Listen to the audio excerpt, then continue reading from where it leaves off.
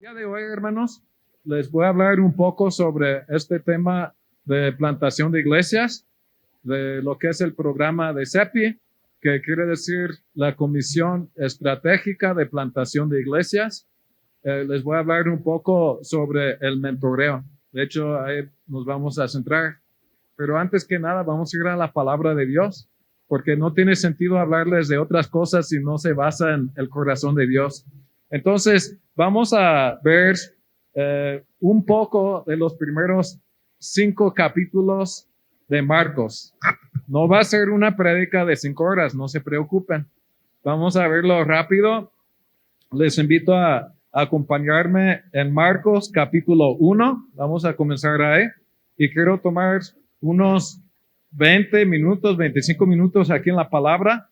Y ya después vamos a ir a una presentación sobre el mentoreo, porque sí hay muchas dudas, muchas preguntas, y es eso del mentoreo, de qué se trata, cómo es. Y desde que iniciamos con CEPI ha habido estas mismas preguntas, pero tengo algo que les voy a presentar que creo que es muy bueno y algo que podemos implementar en nuestras iglesias, en las obras nacientes también, porque a final de cuentas el buen mentoreo es un discipulado. Entonces, ahorita lo vamos a ver, pero vamos a empezar aquí en Marcos capítulo 1, en el versículo 12. Vamos a leer solo del 12 al 14. Dice, y luego el Espíritu le impulsó al desierto y estuvo ahí en el desierto 40 días y era tentado por Satanás y estaba con las fieras y los ángeles le servían. Después que Juan fue encarcelado, Jesús vino a Galilea predicando el evangelio del reino de Dios, diciendo, el tiempo se ha cumplido, el reino de Dios se ha acercado, arrepentíos y creed en el evangelio. Vamos a orar. Dios, te damos gracias por tu palabra que es viva y eficaz. Gracias, Señor, porque tu presencia está en este lugar. Te pedimos y te invitamos a que nos hables al corazón en esta hora. No hemos venido para otra cosa, sino darte nuestra obediencia, ofrecerte nuestro corazón, decirte, Señor, que estamos dispuestos a cumplir con tu voluntad.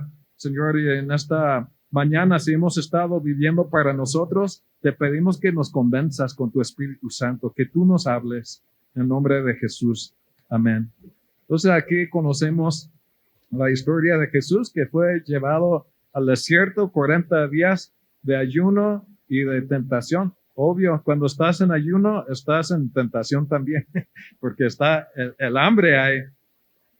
Resulta que el hambre es un ingrediente importante en el ministerio de Jesús, el tener hambre.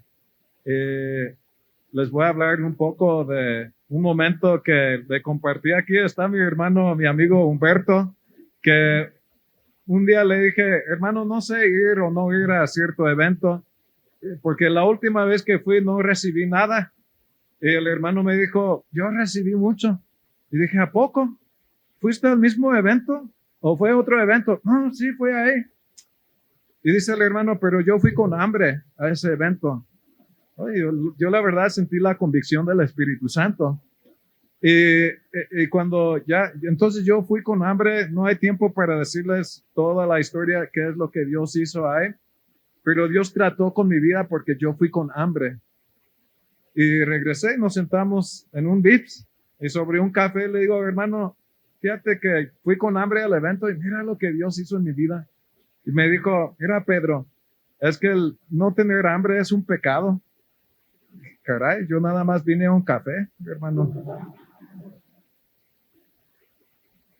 Y dijo, es pecado porque si no tienes hambre, quiere decir que ya te llenaste de otras cosas.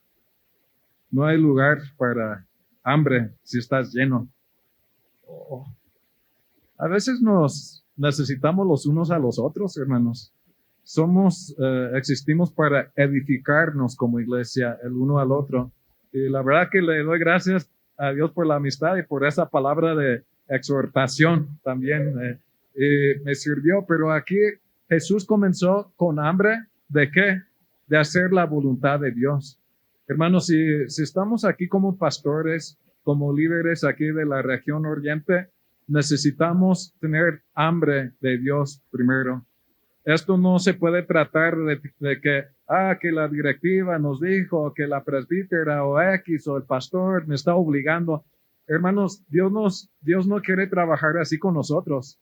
Él quiere que tengamos hambre. Él quiere que nazca hambre en nuestra vida espiritual, en nuestro corazón. Entonces, llévenlo al Señor. Si hay obstáculos en tu vida, distracciones, si estás ahí nada más entregándote a la tentación de la que sea y no tienes nada de hambre de Dios, Dios no puede usar tu vida. No, hermano, no hay nada imposible para Dios. Bueno, pero si no tienes hambre, ni vas a saber en qué momento te está moviendo. Entonces tengamos hambre de Dios. Entonces dice que después de pasar esa hambre, después de fortalecerse en el Señor, de someterse a Dios y su voluntad, Jesús comenzó su ministerio. Empezó a predicar el evangelio del reino de Dios, diciendo, el tiempo se ha cumplido y el reino de Dios se ha acercado. Miren qué tan sencillo es el evangelio. Arrepentíos y creed en el evangelio, en las buenas nuevas. Hay veces que complicamos las cosas. Tú tienes que empezar de aquí, allá, y luego que dijo este autor. No, hermanos, es sencillo el evangelio. Y Jesús empezó a predicar, dice, en toda Galilea.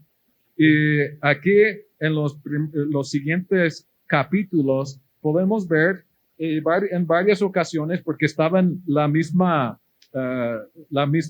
área, la misma parte de lo que era Galilea, cerca de Capernaum, pero podemos ver que llama a los pescadores, o sea, a sus discípulos. Y luego dice, y no lo vamos a leer todo, pero nada más los títulos, dice que hubo un hombre que tenía un espíritu inmundo y Jesús lo dejó en libertad. Luego Jesús sana a la suegra de Pedro. Y luego dice, muchos fueron sanados al ponerse el sol. Y luego otra vez Jesús recorría Galilea predicando. Jesús sana a un leproso. Jesús sana a un paralítico. Hermanos, y podemos ver milagro tras milagro que Jesús hacía en ese lugar. Y los discípulos estaban con él, estaban viendo, estaban aprendiendo de él. Dice que a principios del capítulo 3, hubo un hombre que Jesús sanó de una mano seca. Y luego, si continuamos hasta el 4, Jesús está enseñándoles con muchas parábolas. Y dice aquí, en el versículo 35 del capítulo 4, después de haber hecho muchos milagros, después de enseñarles ese día con muchas parábolas, dice, aquel día, cuando llegó la noche, les dijo, pasemos al otro lado. Y despidiendo a la multitud, le tomaron como estaba en la barca, y había también con él otras barcas. Pero se levantó una gran tempestad de viento, y echaba las olas en la barca, de tal manera que ya se anegaba. Y él estaba en la popa durmiendo sobre un cabezal. Le despertaron y le dijeron, Maestro, ¿no tienes cuidado que perecemos? Levantándose, reprendió al viento y dijo al mar, Calla, enmudece. Y cesó el viento y se hizo gran bonanza. Y les dijo, ¿por qué estáis así amedrentados? ¿Cómo no tenéis fe? Entonces temieron con gran temor y se decían el uno al otro, ¿quién es este que aún el viento y el mar le obedecen? Bueno, no sé ustedes, pero muchas veces yo veo tal vez la carnalidad o la humanidad más bien de los discípulos en estos textos, ¿no? Porque los discípulos aquí, me imagino que ya estaban agotados. Era un día, bueno, tiempos muy ocupados, un día saturado de trabajo. Y de noche, Jesús les dice, vamos a cruzar el mar. Si yo fuera un discípulo, creo que le diría, maestro, ¿no sería más sabio esperar hasta la madrugada, hasta la mañana? Porque no sé si les ha tocado viajar de noche en canoa o en lancha sobre un lago o el mar. Yo sí, hermanos, y no me gusta nada. Y eso cuando está todo calmado. Imagínate cuando se levantan las olas y estás diciendo, oye, pero ¿por qué tenemos que estar aquí hasta ahora? Y en nuestra humanidad preferimos la comodidad. Miren, aquí dice que había una gran multitud que ya le estaba siguiendo a Jesús. Podemos pensar humanamente que no hubo necesidad de que Jesús se moviera de Capernaum. Yo creo que si los discípulos pudieron haber tomado las decisiones, le hubieran dicho, maestro, hagamos un megatemplo para una mega iglesia aquí en Capernaum, porque ya está la gente. No tenemos necesidad de irnos a otro lado. ¿Por qué? Porque la gente nos está llegando a nosotros. Ahora piénsenlo por un momento como iglesias aquí en la Oriente. Estamos cómodos. Ya la gente nos está llegando. Gloria a Dios. ¿Sí? No hay que negar lo bueno que ha sido Dios con nosotros. La gente nos ha llegado. Estamos haciendo discípulos. Gloria a Dios. Pero si no tenemos cuidado y no tenemos el corazón de Dios, vamos a entrar en una apatía y nada más vamos a sentarnos en la comodidad, esperar a que nos llegue la gente. Hermanos, siempre necesitamos hacer lo que hizo Jesús. Se aislaba para orar. En esas oraciones, ¿qué tipo de cosa oraba? Bueno, sabemos que en el Getsemaní le decía, Dios, pasa de mí esta copa.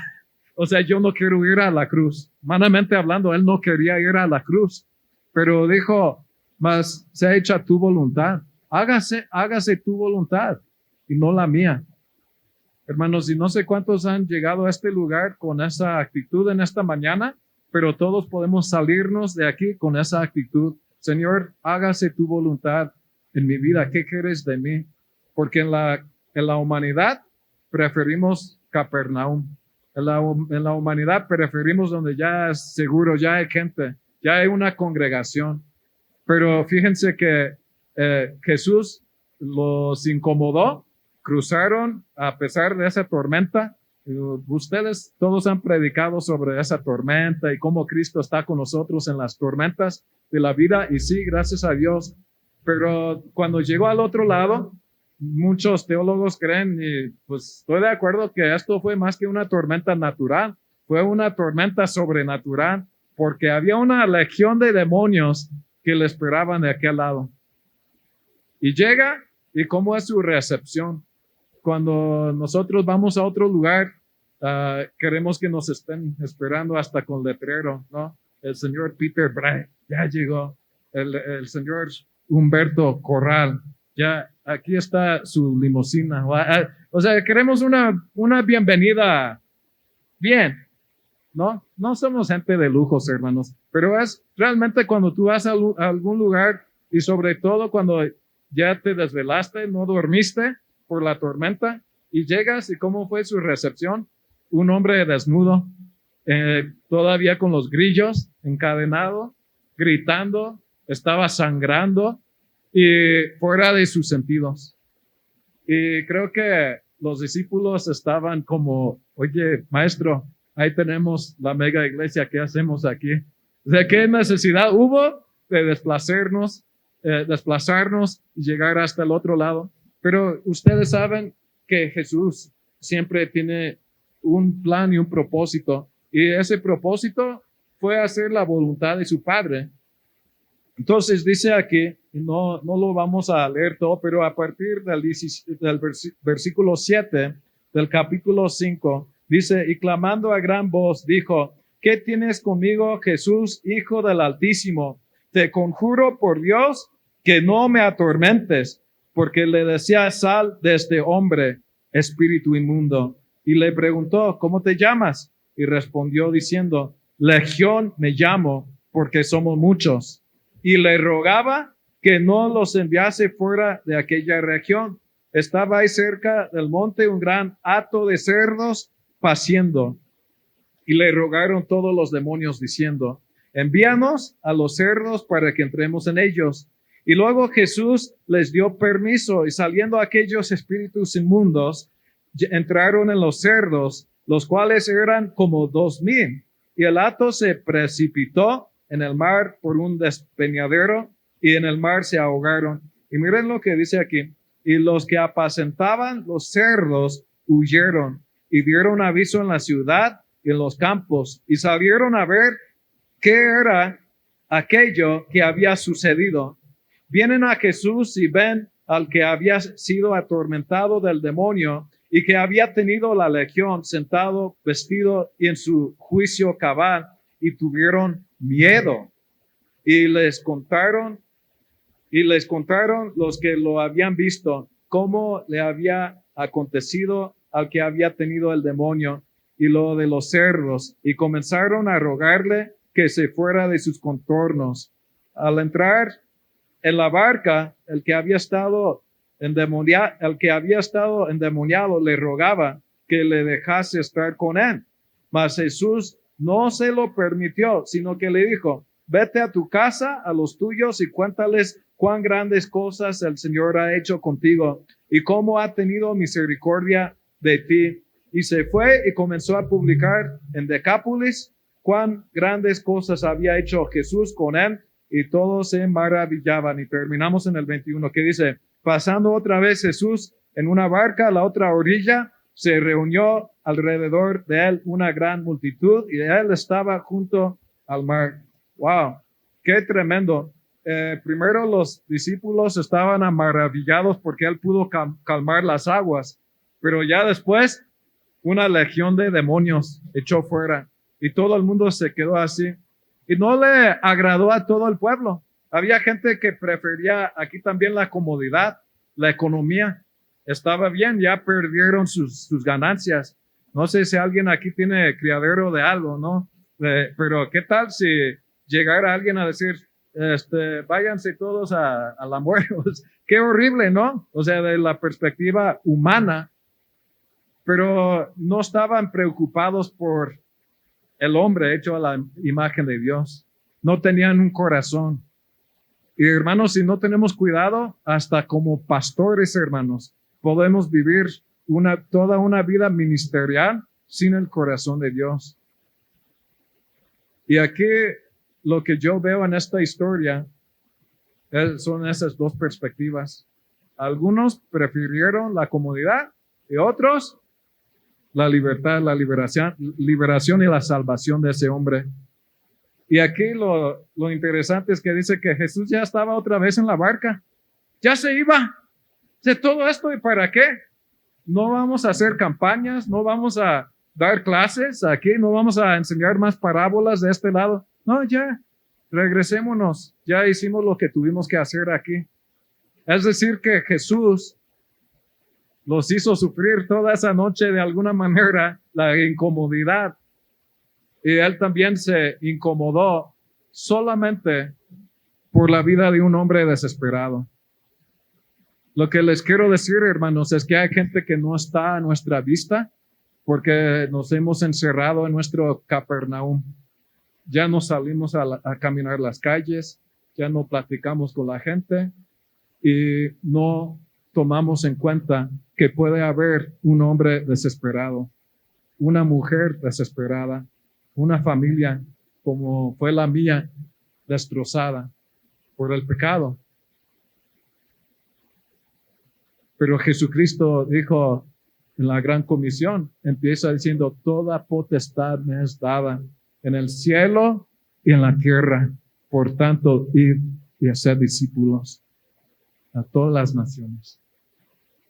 Y ustedes saben que dice, bautizándoles en el nombre del Padre, del Hijo y del Espíritu Santo, enseñándoles que guarden todas estas cosas que yo os he mandado. Y he aquí, yo estaré con vosotros todos los días hasta el fin. Hermanos, el mismo Jesús que cruzó el mar para buscar a un hombre desesperado, nos dice, yo estaré con vosotros, yo estoy con ustedes, te acompañaré. Cuando tú cruzas, quizás no un mar, pero un mar de gente, un mar de calles de cemento, Porque hay gente aquí, hasta en esta misma colonia, que está en la misma situación de este hombre desesperado. Pero si estamos cómodos en nuestro Capernaum, nada más vamos a decirle, Dios, mándanos más y mándanos más. Aquí crece tu obra y sí, gloria a Dios. Pero no dejemos de serle obediente a Dios y la dirección de su Espíritu Santo. Somos una iglesia pentecostal, ¿o no? Porque la iglesia pentecostal es una iglesia empoderada por el Espíritu Santo y es una iglesia guiada por el Espíritu Santo. ¿Se acuerdan de Pablo y su pequeño banda que lo acompañaba en Hechos 16? Cuando iban a predicar en Asia y Bitinia y fueron prohibidos por el Espíritu Santo, porque el Espíritu Santo guía a su pueblo. Hermanos, el Espíritu Santo sigue guiando a su pueblo. Tal vez algunos de ustedes, cuando se toca el tema de plantación de iglesias, hasta como que ya están cansados de oír esas palabras. Hermanos, lo puedo entender humanamente, pero si le decimos a Dios en esta hora, Dios, ¿y qué quieres tú que yo haga? Capaz que el Espíritu Santo te dé una nueva dirección que tú no habías considerado. Y si hay gente en tu iglesia que tiene un llamado, tal vez los hemos estado guardando para nosotros mismos como si fuéramos sus dueños, pero no somos dueños de nadie. Somos administradores de la obra de Dios. Y Jesucristo es la cabeza de su iglesia, hermanos. Entonces no le faltamos al respeto al Señor diciendo, ese es mío, no te pertenece a ti, la iglesia. Cristo dijo, yo edificaré mi iglesia. Y fíjense, los hombres podemos hasta construir templos y todo, y podemos juntar gente, pero solo Jesús edifica su iglesia. Entonces, hermanos, yo les animo en esta mañana que busquemos a Dios, que tengamos primero hambre de Dios, ¿sí? Y si no tienes hambre, está bien, yo no estoy aquí para condenarte, pero vete de aquí con hambre. Es decir, al salirte de aquí, no salgas como entraste. Es hora de decirle a Dios, yo también quiero ser usado por ti. ¿Sabe, hermano? No hay un privilegio más grande que participar en la obra de Dios. Tengo como 3 horas de predicación, pero quiero entrar al tema también. Pero sí cabe mencionar cuando Pablo escribe a los Corintios en el capítulo 8, siempre usamos ese texto para levantar ofrendas, y está bien, levantar ofrendas misioneras, porque habla de cómo la iglesia de Macedonia, ¿se acuerdan? Dio de su profunda pobreza, pero abundó en generosidad. A pesar de sus tribulaciones, fueron generosos con la obra de Dios. Pero en el versículo 4 dice Pablo, con muchos ruegos nos pidieron que les concediésemos el privilegio de participar en esta obra para los santos. ¿Escucharon? Si no, apúntenlo y léanlo. Dice, con muchos ruegos nos pidieron que les concediésemos, ¿qué? ¿Una ofrenda? Nosotros a ellos, no. Ellos querían el privilegio de participar y le estaban rogando a Pablo, por favor, Pablo, danos el privilegio de poder participar en esta obra. Hermanos, rogar no es decir, dame una Coca-Cola o pásame la sal. Eso no es rogar. Rogar es estar de rodillas. Por favor, te ruego, te suplico que me des, que me concedas el privilegio de poder participar en tu obra. ¿Cuándo fue la última vez que tú le rogaste a Dios? Señor, dame el privilegio, concédeme el privilegio, Dios, de poder participar en tu obra. Y cuando nosotros ya veníamos con hambre, no les cuento toda la historia, pero Dios nos abrió una puerta. Dios hizo la obra, hermanos, aquí en el estado de Hidalgo, como a 4 horas de aquí. Fuimos, es una larga historia, fuimos a un lugar que no tenía congregación, pero un hombre, por fe, y no les recomiendo esto, pero por fe un hombre había construido un templo sin congregación, sin gente cristiana. Él no vive en este país ya, un migrante que está en Estados Unidos, pero un día el Espíritu Santo le dijo, quiero que construyas un templo en tu pueblo. Y ese hombre por fe hizo, mandó a hacer el templo, hermanos. O sea, el primer milagro que se hizo, porque ustedes saben que muchas veces mandan el dinero y no se hace nada. Pero se hizo el templo y me habló un pastor, dijo, bueno, esta es la situación, hay un templo, pero dice, de hecho me dijo, ya está la iglesia, mas no hay gente. Y yo, el pequeño teólogo en mi corazón, dijo, eso no está bien, porque nosotros somos la iglesia de Jesús. O sea, dijo Pedro, ustedes son las piedras vivientes que conforman la iglesia de Jesús. No, no está bien, dije dentro de mí. Pero fuimos, hermanos, y para no alargar la historia, predicamos la palabra ese día y les prediqué este mensaje. Y les dije, Dios, cuando el mundo no los ve, no los toma en cuenta, Dios los ha visto. Dios les ama. Y les compartí el evangelio en su sencillez. Y ese día, hermanos, todos los que fueron, abuelos, padres, adolescentes, hijos, se entregaron a Cristo por primera vez. Y de un día para otro, tuvimos una nueva congregación. Nunca en nuestra vida nos ha pasado algo así. Pero ¿saben por qué pasó? Porque comenzamos con hambre y comenzamos diciéndole a Dios, hágase tu voluntad y no la nuestra. Hermanos, porque yo no pude haber pensado en hacer algo así, pero Dios ya está obrando en el corazón de muchas personas y ni cuenta nos damos cuando estamos en lo nuestro.